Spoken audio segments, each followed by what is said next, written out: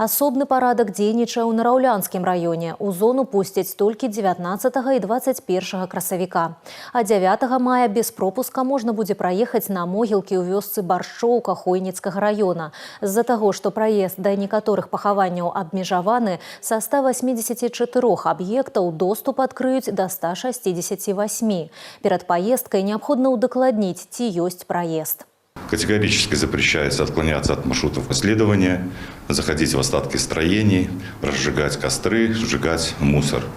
Желательно пользоваться при работах по уборке захоронений марлевыми перчатками, питьевой водой по окончании работ, одежду вытряхнуть, соответственно, при необходимости осуществить мойку транспортного средства. Калі могілкі знаходзяцца ў пагранічнай зоне, замежнікам і асобам без грамадзянства спатрэбіцца дадатковы пропуск у пагранзону. Грамадзянам Беларусі толькі для наведвання пахаванняў у пагранічнай паласе.